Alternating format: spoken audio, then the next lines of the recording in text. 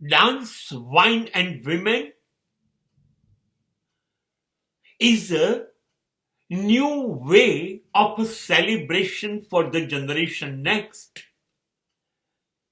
ચલો ને Valentine day, ચલો ને 31st, ચલો ને ગણપતિ હોય તો વિસર્જન, ચલો ને નવરાત્રી હોય તો 9 દિવસ નવરાત્રી.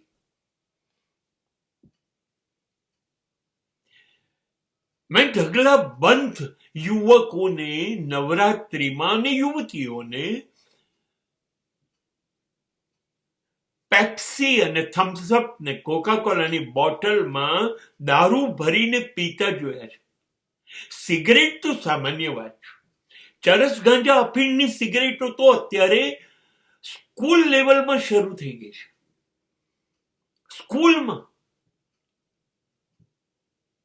સ્કૂલના વિદ્યાર્થીઓ હવે નાની વાતમાં પરીક્ષાનું રિઝલ્ટ આવ્યું, મેચ જીત્યા, કંઈ પણ થયું, ચલો આજે બપોરે પીએ છીએ, ક્યાંક બેસીને રાત્રે પીએ છીએ.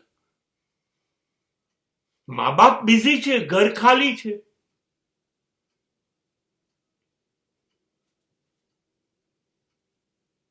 આ લોકો બિલકુલ અટકવાના નથી. વ્યસનોથી આ લોકો ખતમ થઈ ગયા છે.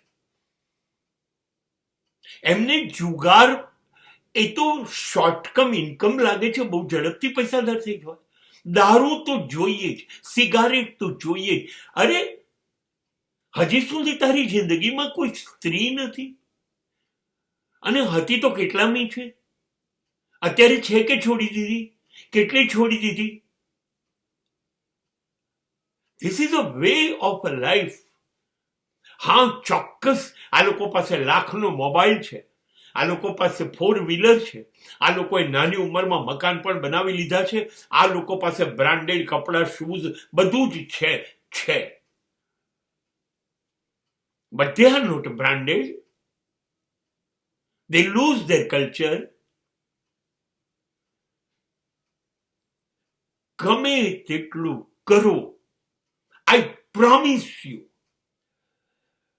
કે દારૂ, સિગારેટ, અફીણ, ગાંજા, ચરસ, જુગાર કે સ્ત્રી પુરુષો માં સુખ મળશે નહીં.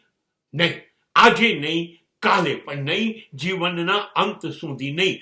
Go to hair.